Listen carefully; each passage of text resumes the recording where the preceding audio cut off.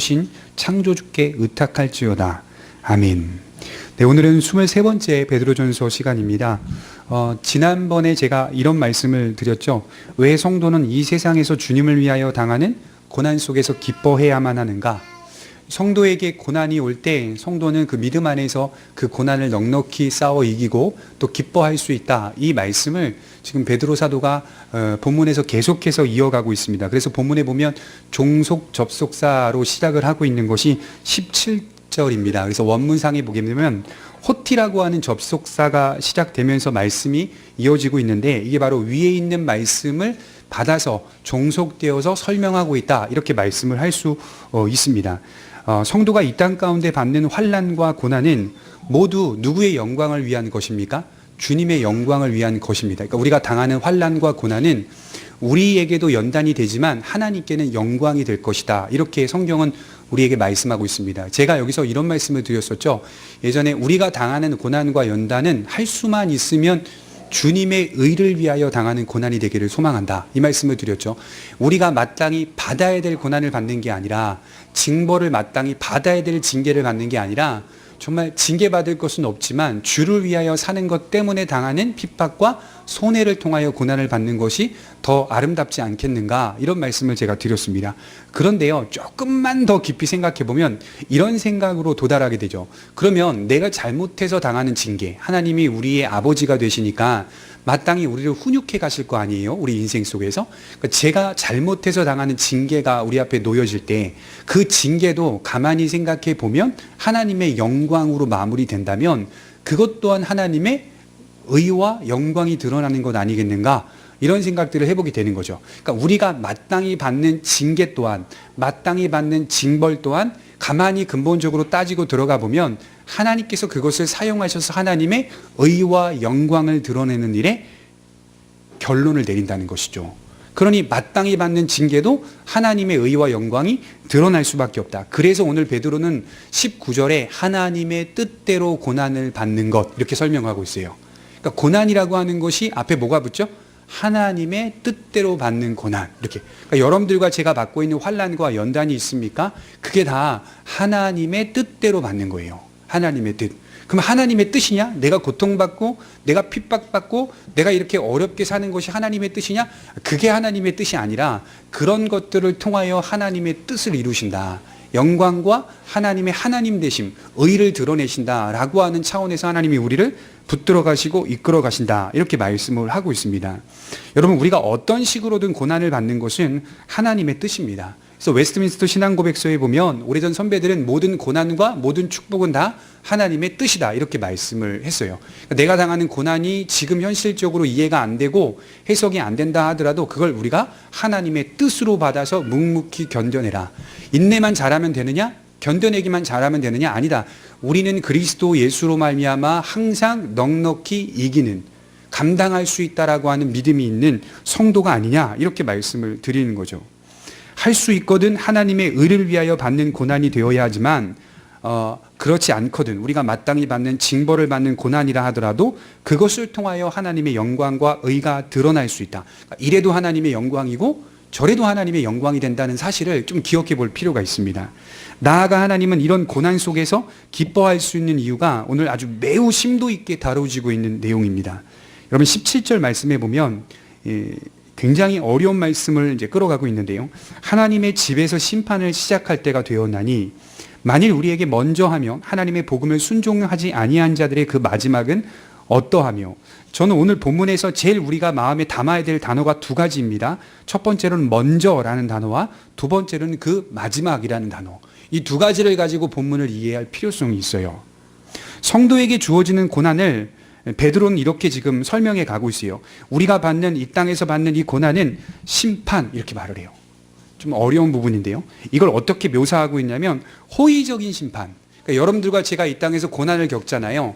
여러분들과 제가 이 땅에서 환난을 받잖아요. 그걸 심판으로 설명하고 있는 거예요. 이 땅에서 하나님의 심판이 먼저 누구에게 있다? 성도들에게 있지 않느냐, 이 얘기를 하는 거예요. 먼저 우리가 심판을 받는 자다, 이렇게 말씀을 하고 있습니다. 좀 어렵죠. 왜 성도가 이 땅 가운데 겪는 고난과 환난을 먼저 심판받는 자처럼 묘사하냐면 구원에 이르는 땅의 현실이 매우 고단하고 연단이 많기 때문입니다. 그러니까 우리가 고난 받고 우리가 연단 받고 고단한 인생을 사는 것이 세상 사람들이 볼 때 또 다른 사람이 볼 때에는 마치 심판받는 것처럼 보인다는 말이에요. 피곤하고 힘들거든요. 예수님을 믿으면 즉시 우리는 어디를 선택해야 되죠? 좁은 길을 택해야 됩니다. 여기 한번 저기 한번 발을 딛는 게 아니라 주님께로 탁 마음을 정하고 고정하고 사랑해야 되는 거예요. 제가 누군가를 사랑하면 그 사랑이 양분되지 않듯이, 제가 자녀를 사랑하면 자녀에게만 집중하고 있듯이, 제가 아내를 사랑하면 아내에게만 집중하고 있듯이 그 사랑이 양분되지 않습니다. 오직 사랑은 한 길로밖에 못 갑니다. 오직 사랑은 하나밖에 선택을 못 해요. 다 포용하고 다 감싸주는 것 같지만 제가 생각해 볼 때에는 사랑이라고 하는 특수성이 이기적인 것들을 담보하고 있기 때문에 한 길로밖에 못 갑니다. 좁을 수밖에 없어요. 이 각각의 좁은 사랑들이 모여서 전체가 되는 게 진정한 사랑이거든요. 우리가 각각 하나님의 말씀대로 서로가 서로의 바운더리 안에서 사랑해야 될 사람을 사랑하고 소중하게 여겨야 될 사람들을 소중히 여기며 각각 책임을 다하여 인생을 산다면 그 부분적인 조각들이 모여서 전체적인 하나님의 사랑을 만들어가는 거거든요. 여기서 왜 와그러지냐면 우리 각각의 그 책임을 다하지 못할 때마다 다른 사람들까지도 흔들어대기 때문이에요. 사랑을 열매 맺지 못할 때에 단순히 자기에게만 피해가 오는 게 아니라 다른 사람에게도 피해를 끼칠 수 있다는 점, 죄의 특수성이라고 하는 것이, 죄의 확대성이라고 하는 것이 얼마나 대단히 크냐면 이 무궁무진합니다. 능력이. 죄를 지으면 나에게서 끝나는 것이 아니라 다른 사람을 죄짓게 만드는데 계속해서 이렇게 협력을 하고 있다는 것이죠. 중요한 건 예수님을 믿으면 우리는 즉시 좁은 길을 택해야 되는데 반드시 그 길을 가야만 하는 것이죠. 내가 예수님을 믿는 자인지 아닌지를 어떻게 확인할 수 있습니까? 두 가지로 확인한다고 제가 강조드렸죠. 고백. 내가 예수님 믿는 사람인지 아닌지를 확인할 수 있는 방법은 첫 번째로 고백, 두 번째로는 삶입니다. 삶. 예수를 믿고 있는 삶으로 증명해내는 거죠. 이 삶으로 증명해내기 위해서는 반드시 선차적으로 고백이 따라야 돼요. 고백. 내가 믿고 있는 바가 무엇인가? 믿는 내용이 무엇인가? 믿는 도리가 무엇인가? 라고 하는 그 내용이 없이는 삶으로 증명되기가 쉽지가 않습니다. 삶이란 나의 길을 뜻합니다. 믿는 자가 믿음의 길이 고단하고 연단이 많다는 사실을 고백하고 있다면 정상적인 거라고 생각해요. 그 모습이 피곤하고 힘들기 때문에 마치 심판받는 것처럼 보인다는 겁니다. 하나님은 우리의 구원을 연단과 고난을 만나게 하셔서 정금같이 나오게 하십니다. 그래서 욥도 그런 말을 했잖아요. 그렇죠? 나의 가는 길은 그가 하시나니 그가 나를 단련하신 후에 내가 정금같이 나오리라. 여기 원문에는 순금인데요. 순금. 흠이 없는 금. 잘 재련한 금처럼 내가 견고히 설 것이다. 이렇게 욥이 고백을 합니다. 이 견고히 순금이 되기 위해서는 뭐가 필요하다는 거죠? 연단이 필요하네. 고난이 필요하네. 고난이 없이 사람이 순금이 안 된다는 거예요. 고난이 있어야 강해진다는 거예요. 믿음으로 산다는 겁니다. 마땅히 성도는 세상을 살면서 믿음이 없이는 신앙생활을 할 수 없음을 확인하게 됩니다. 반드시 예수님을 믿는 것은 어려운 것입니다. 근데 이 어렵다고 하는 것을 어느 때에 확인할 수 있냐면 고난을 만날 때, 우리 앞에 놓여진 환난이나 고난을 경험할 때 믿는 게 어렵구나. 여러분 한번 여쭤볼게요. 예수 믿는 거 쉽습니까? 여러분 만약에 쉽다고 하면요, 그 진짜 거짓말입니다. 제가 볼 때 목사인 저도요 어려워요. 저도 예수님 안 믿고 싶을 때가 있어요. 예, 죄송하지만 정말 그래요. 힘들어요. 굉장히 힘들 때 많아요. 왜 우리가 이걸 선택해가지고, 물론 하나님이 우리를 선택하셨지만 내가 왜 이거를 결정하고 이걸 선택하고 이대로 가야만 하는가, 한두 번 손해를 볼 때가 정말 너무 많아요. 답답할 때도 있고 힘들 때도 있고. 예수 믿고 살아가는 거 정말 어렵습니다. 그냥 사는 것도 어려운데 신앙생활까지 포함하니까 더 어려운 겁니다. 그러면서도 놓지 않는 이유는 우리 안에 무거운 은혜가 있기 때문인 것이죠. 놓을 수가 없는 거예요. 진리가 보이는데 어떻게 놓아요? 밭에 숨겨진 보화가 보이는데 이걸 놓을 수 있다는 사람이 어디 있어요? 어차피 그 밭의 보화는 나만 알고 있으니 내 것이 될 거니 놓을 수 없는 것이죠. 은혜가 있으니 그래도 거기를 꾸역꾸역 갑니다. 기쁘고 감사하게 갑니다. 초대교회 성도들의 모습이 이와 같았다는 겁니다. 무슨 잘못을 해서 심판받는 모습과 같았다는 거예요. 세상 사람들이 볼 때 초대교회 성도들 막 사자에 찢겨 죽고 이런 모습들 보니까요, 쟤네들 뭐 잘못을 해서 저기 있겠지 이렇게 생각했다는 거예요. 심판받고 있는 거야 저거 이렇게 생각했다는 거예요. 여러분 이사야서 53장 4절을 한번 보겠습니다. 이사야서 53장 4절입니다.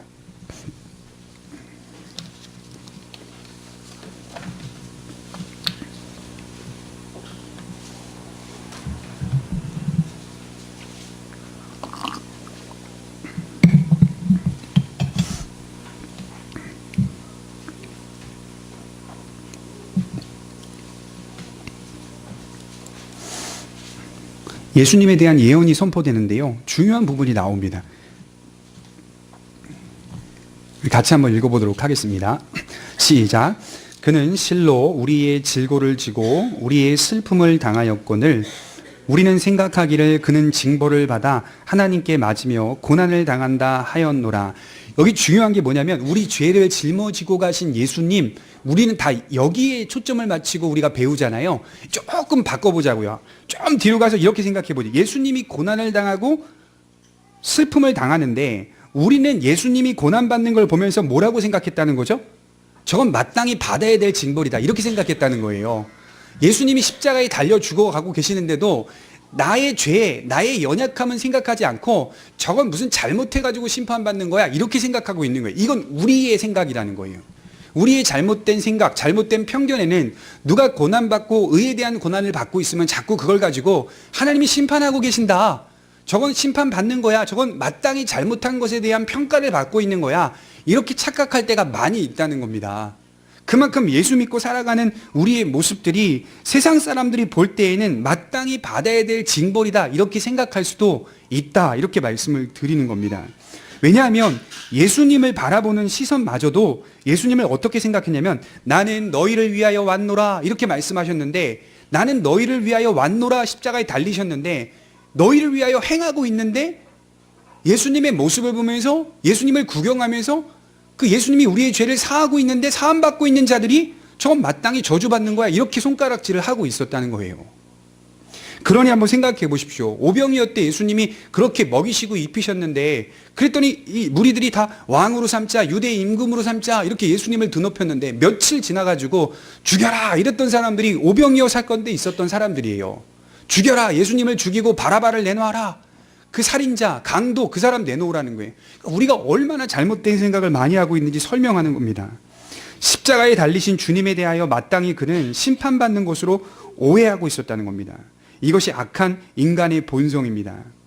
성도의 구원이 이처럼 연단과 고난이 필연적이고 그 필연을 통하여 하나님의 구원이 완성된다면, 다시 말해 구원받는 현실의 과정이 확신은 있지만 이처럼 어려운 과정들이 존재한다는 것을 안다면, 드러난다면, 여러분 이것이 장차 우리가 이 세상을 다 살고 하나님 나라에 들어갈 때 경건하지 않은 자들, 경건치 않는 자들의 심판은 얼마나 더하겠습니까? 얼마나 더 무섭겠습니까? 교회가 이 땅의 현실 속에서 고난과 연단을 만날 때 두 가지의 하나님의 뜻이 드러난다고 해요. 첫 번째, 교회를 정화시키는 일들이 일어납니다. 교회가 연단을 만나고 고난을 만나면 교회가 정화가 되는 일들이 일어나요. 그러니까 저는요, 한편으로는 오늘날 한국 교회 안에서 조롱을 받고 비판받고 있는 이 시점이 교회가 정화되고 있는 시점이라고 믿어요. 성경을 아는 저는 이러한 고난과 환난들은 교회를 정화시키시는 하나님의 섭리라고 믿습니다. 더 하나님이 거룩한 교회, 본질적인 교회로 세워가시기 위한 하나의 하나님의 용인이 아닌가, 허용하신 부분이 아닌가라고 생각을 해요. 또 하나는 교회가 고난을 만날 때 우리 자신을 점검하게 되는 일이 생깁니다.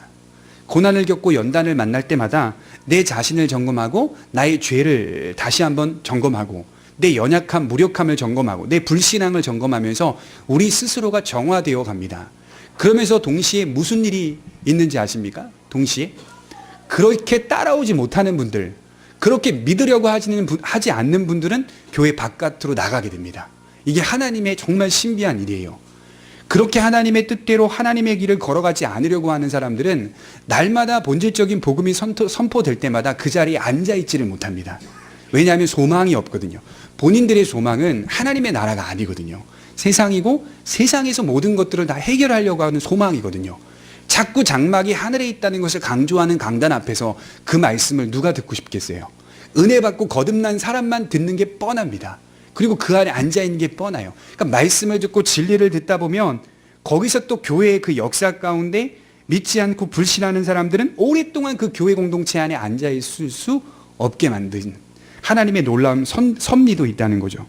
경건치 아니한 자들의 심판은 어떠하겠는가? 저는 이 말씀을 읽으면서 베드로가 바다에서 고기 잡는 어부라고 해서 무식하고 멍청한 사람이 아니라는 점을 깨닫게 되었어요. 여러분, 베드로 멍청하지 않아요? 가끔 오래전에 우리 목사님들 베드로가 어부라서 멍청하다 이렇게 말하는 설교 제가 많이 들었는데요. 어린 시절부터요. 사실 제가 성경을 연구하고 제가 목회자가 돼서 쭉 신학적인 부분을 살펴보니까요. 베드로 서신이요. 가장 고급스럽게 쓰여진 서신이랍니다. 가장 고급스럽게. 로마서보다. 베드로 무식하고 멍청한 사람 아닌 것 같아요. 이 사람 상당히 똑똑한 사람입니다. 그리고 우리가 받는 고난과 연단을 심판으로 묘사하고 있을 정도면 이 논리가 정말 엄청 깊은 사람, 심도가 있는 사람이에요. 이걸 심판으로 설명해 가고 있는 걸 보니까 무식하고 멍청한 사람 아닙니다. 그의 생각의 깊이는 성령이 주시는 지혜로 말미암아 매우 깊고 놀라운 통찰력이 있습니다. 이 땅의 교회가 이처럼 힘들게 고난을 받으며 구원받는 걸 보면서 반대로 우리는 위로가 돼야 돼요. 내가 이 연단받고 고난받으면서 믿음을 세워가는 것을 경험하면서 마지막은 어떠하겠느냐, 이 마음이 있어야 돼요. 먼저 우리가 이렇게 고난받고 힘들게 인생을 산다면 우리의 마지막에는 저 경건치 아니한 자들은 어떻게 되겠는가. 이렇게 믿는 것도 힘든데 저들의 심판은 얼마나 힘들까. 이게 위로가 되는 거예요. 구원이 이처럼 중요한 것이고 소중한 것이다. 필연적으로 구원을 이루어감에 고난이 뒤따르니 분명 구원은 가장 소중하고 중요한 것이라고 생각합니다. 이거 너무 멋지지 않아요? 고난받고 연단받으면서 내가 믿음을 생활을 하면서 고난받고 연단받는 것이 이렇게 필연적으로 내게 다가온다면 이건 맞구나, 구원이. 이렇게 생각을 한다는 거예요. 이건 진리가 맞구나. 성경대로 정말 예수님을 믿으려고 했더니 힘든 부분이 하나, 두 개가 아니라는 걸 경험하면서 이게 소중한 게 맞구나. 그죠? 지켜야 되는 게 맞구나. 거기서 자기가 확인한다는 거예요. 복음이 맞구나. 진리가 맞구나. 고난 속에서 확인하게 된다는 거예요. 그리고 우리가 이처럼 심판받는 것처럼 삶을 산다면 경건치 아니한 자들의 심판, 진정한 심판, 진노의 심판은 어떠하겠느냐 되묻고 있는 겁니다. 베드로가. 우리 18절 말씀을 한번 보겠습니다. 또 의인이 겨우 구원을 받으면 경건하지 아니한 자와 죄인은 어디에서리요? 그러므로 하나님의 뜻대로 고난을 받는 자들은 또한 선을 행하는 가운데 그 영혼을 미쁘신 창조주께 의탁할지어다. 여러분 18절에 보면 애매하게 쓰였죠. 의인이 겨우 구원을 받으면. 마치 이게 문제가 누구에게 있는 것 같아요? 의인한테 있는 것 같아요. 겨우겨우 구원을 받는 의인한테 있는 것 같죠, 느낌이. 그렇지 않습니다. 이게 원문상 몰리스라고 하는 단어가 적혀 있는데요. 이 겨우라는 단어를 제가 의역해서 말씀을 바꿔보면 의인이 쉽지 않게 구원을 받는다면 이런 뜻이에요. 의인이 쉽지 않게 저렇게 구원받는 모습으로 나타난다면, 현실에서 그렇게 나타난다면 이렇게 번역을 하는 거예요. 겨우겨우 구원을 받는 것처럼 보인다는 거예요. 세상 사람들이 볼 때 겨우겨우 정말 쉽지 않게 어렵게 구원을 받는 것처럼 보인다는 거예요. 의인이 연약하게 구원받는다는 말이 아니라 구원받는 그들이 전 과정이 정말 쉽지 않더라는 겁니다. 힘겹게 구원을 받는 것처럼 현실을 살더라. 우리가 구원을 이루어가는 데 있어서 쉽지 않습니다.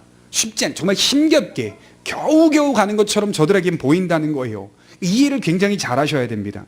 진실한 성도의 인생은 마치 힘겨운 것처럼 보입니다. 그러니까 믿음 생활이 진실하면 진실할수록 얼굴이 기쁨도 있겠지만 한편으로는 어려움도 있는 겁니다. 힘든 것도 있어요. 무조건 얼굴이 막 환하다고 해서 저 사람 성령 충만해 또 그렇게 말할 수는 없어요. 그렇다고 또 주눅 들어 사는 저 사람 또 성령 충만해 또 그렇다고 또 말할 수는 없어요. 때로는 성령께서 주시는 기쁨의 모습으로 대할 때가 있고, 때로는 성령께서 주시는 아픔과 연단과 슬픔의 모습, 비통에 잠겨있는 모습으로 나타날 때가 있고, 때에 따라 하나님이 이루시는 모습이 달라요. 그러니까 이런 모습들이 다양하게 전개가 되니까 마치 쉽지 않게 구원을 받는 것처럼 보인다는 거예요. 쉽지 않게. 의인이 연약하게 구원받는다는 말 아닙니다. 힘겹게 구원을 받는 것처럼, 힘겹게 싸워가며 사는 것처럼 보인다는 거예요. 진실한 성도가 되어야 합니다. 그러나 진실한 성도일수록 필연적으로 다가오는 게 있는데 그게 바로 연단과 고난이라고 하는 사실입니다. 마땅히 그들은 연단과 고난을 통해서 강해지고 견고해집니다. 반대로 우리가 뒤집어보면 그렇다면 경건하지 아니한 삶을 살았기 때문에 경건치 아니한 자들은 더 큰 심판이 기다리고 있을 것이다. 그 심판은 멸망의 심판이다라고 말씀을 하고 있습니다. 우리들이 이 땅에서 받는 심판은 후에 진노의 심판을 받은 경건치 아니한 자들의 심판에 비하면 아무것도 아닐 것이다, 이렇게 말씀을 합니다. 엄청난 심판이 그들 앞에 대기하고 있다는 사실을 오늘 베드로가 굉장히 비유적으로, 은유적으로 설명해 주고 있어요. 베드로는 이 사실에 대하여 위로를 받기 원했던 거예요. 위로받으라, 위로받으라, 이렇게 말씀을 하는 겁니다. 그리고 그가 본 참된 교회의 모습은 하나님의 뜻대로 고난받는 성도의 삶에는 언제나 그 성도의 신실함이 보여진다, 이렇게 말씀을 하는 겁니다. 하나님께서 그 책임을 져주실 것을 믿고 영혼을 의탁하는 삶을 살았다. 신실한 성도는 그렇게 살아간다는 것입니다. 여러분 19절 말씀을 한번 보겠습니다.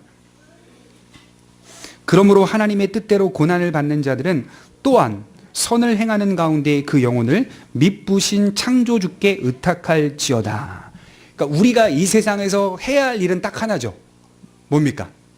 우리의 영혼을 자꾸 미쁘신 창조주께 의탁하는 일만 하시면 돼요. 어떤 일을 만나든 무엇을 경험하든 우린 자꾸만 미쁘신 창조주께 그 영혼을 의탁해야 합니다. 그렇지 않으면 자꾸 우리는 우리의 마음과 우리의 삶이 더 낙심으로 끌려가는 겁니다. 우리에게는 미쁘신 창조주가 있고 그 창조주가 우리의 영혼을 보살피고 계신다. 그래서 그분께 계속 맡겨드리는 그 일들을 감당해 가는 겁니다. 우리 영혼을 하나님께 의탁하는 자, 내 영혼을 하나님이 책임져 주실 것을 믿기 때문에 고난 속에서도 이상한 안정감이 확보되어 있습니다. 여러분 시편 읽어보시면요, 1편부터 150편까지 제가 시편을 2018년 동안 4번을 정도 읽었거든요. 1편부터 150편까지 4번 정도를 계속 반복해서 봤거든요. 제일 많이 나오는 게 뭔지 아십니까? 의탁입니다. 의탁. 계속 의탁을 해요, 시편 기자는. 내 영혼을 하나님께 맡기고, 삶을 맡기고, 내 통치를 맡기고, 내 인생을 맡기고, 내 힘과 능력이 나에게 있지 않고 하나님께 있다는 것을 계속 맡기고, 시선을 자꾸 하나님께 계속 맡기는 거예요. 생각해 보십시오. 예수님이 이 땅에 다 인간의 모습을 입고 오셨어요. 그리고 요단강에서 세례 요한한테 세례를 받으세요. 그때 세례 요한이 무엇을 제일 많이 한지 아십니까? 뭐 했죠? 자기를 따르는 사람들의 시선을 예수님께로 돌리는 일을 했어요. 세례 요한이. 시선을 자꾸 예수님께로, 나는 아니다, 이 말을 많이 하거든요. 나는 아니로라. 너희들이 원하는 자 나는 아니다. 당시에는요, 문화적으로 볼 때 그리스도, 메시아 제일 1순위가 누군지 아십니까? 세례 요한이었습니다. 세례 요한. 저 사람이 예수님일 거다, 그리스도일 것이다, 다 이렇게 생각했어요. 족보로 따지면 세례 요한이 맞아요. 정말 엄청난 우월한 족보와 위치 속에서 이렇게 그 일들을 감당했던 사람이거든요. 근데 요한이 나는 아니다, 이렇게 말해요. 나는 아니다, 주님이다, 이렇게 말을 하며 주님께 사람들의 시선을 돌리고 있습니다. 그런데도 여러분, 요한이 얼마나 연약했던지 나중에 체포당해가지고 잡혔어요. 잡혔는데 마음이 바뀌네. 무슨 마음이 바뀌냐면 자기도 시선을 돌리긴 했는데 영 녹록지가 않은 거야. 예수님을 봤더니 제 감옥에 있는데 이게 하시는 행동들이 영 마음에 안 드는 거예요. 그러니까 제자들을 보내잖아요. 복음서 읽어보면 제자들 보냅니다. 보내서 야, 물어봐봐. 오실 그이가 당신입니까? 제자들을 보내는 거예요. 보내가지고 제자들이 가가지고 예수님께 오실 그이가 당신입니까? 본인이 시선을 다 돌려놓고 그 다음에 다시 또 제자들한테 믿음이 약해질 때 물어보는 겁니다. 인간의 연약함을 아주 확연하게 드러내주고 있는 거 아니에요? 우리가 연약하면 연약할수록 자꾸 의심이 생기고 불신이 생기고 말씀이 아닌 것 같고 난 내 길 가야 될 것 같고, 물론 그렇습니다. 우리 약하기 때문에. 그럴 때일수록 계속 확인하는 겁니다. 말씀을 통해 확인하고 하나님의 은혜를 받고 기도하고 자꾸만 우리의 영혼을 하나님께 의탁하려고 애를 쓰고, 그래서 습관이 영성이다라는 말이 있어요. 습관이 영성이다. 그런 습관이 영성이랍니다. 청교도들이 한 말이에요. 습관적인 훈련들, 습관적인 기도들, 습관적인 하나님을 바라보는 이 습관적인 훈련들은 나중에 경건이 되고 영성이 되더라. 이걸 누가 잘했냐면요, 우리의 어머니 아버지들이 잘했어요. 진짜 잘했어요. 우리 한국교회가 지금까지 아주 뚝심으로 교회가 잘 세워진 이유가 뭔지 아십니까? 우리 부모님들은요, 달려드는 걸 되게 잘했거든요. 순수함. 진짜 이거는 못 따라갑니다. 역사상 이런 교회는 없었을 것 같아요. 제가 볼 때는 한국교회가 초대교회보다 더 했을 것 같아요. 옛날 우리 할아버지 할머니 시대 때 가보면 정말 대단해요. 그 순수함은 따라갈 자가 없어요. 그리고 그 실천성, 지금은 뭐 아니지만 그 당시에 우리 부모님 세대들은 정말 실천적, 대단합니다. 저기서 부흥회 한다면 확 몰려가고, 저기서 한다면 확 몰려가고, 진짜 대단했습니다. 정말 그 실천, 거기에 그리스도의 복음과 진리에 대한 내용을 담아주면 복음의 알찬 내용을 담아주면 더 담대해지는 거 아니겠습니까? 그렇지 않겠어요? 우리 신앙이 자꾸 그렇게 습관성을 통하여 습관적인 것을 통하여 경건을 확보해가는 것도 매우 중요하다고 말씀을 드리는 거죠. 여러분, 우리가 인생을 살면서 자꾸 우리 영혼을 하나님께 의탁하는 자로 서시기 바랍니다. 그리고 아예 각오하세요. 오늘이 며칠이에요? 1월 6일이잖아요. 1월 6일인가요? 네, 1월 6일이네요. 올해 연단과 고난은 필연적인 것이다. 이렇게 생각하고 가자고요. 연단과 고난은 작년에도 그랬듯이 작년보다 더 할 수도 있겠지만 필연적이다 생각하고 갈 때 우리가 믿음으로 넉넉히 이길 수 있는 거 아니겠습니까? 왜 그렇죠? 그것이 장차 우리에게 나타날 영광과 좋게 비교할 수 없기 때문에 지금 우리 영광의 길을 가는 겁니다. 우리 존경하는 선생님 늘상 강조했던 거, 명예로운 길을 걷는다. 우리는 명예, 정말 하나님이 우리에게 허락하신 명예의 길을 걷는다라는 사실을 기억하면서 계속 우리를 변화시켜 가지고 그리고 다듬어 가시고 빚어 가시는 하나님의 손길을 매일매일 경험하게 되는 것입니다. 여러분, 연단은 필연적인 겁니다. 그러나 이 연단을 통해 교회는 정화되어지고 또 우리의 영혼 또한 정화되어져서 날마다 하나님 앞에 굳센 신앙으로 설 수 있는 겁니다. 기도하도록 하겠습니다.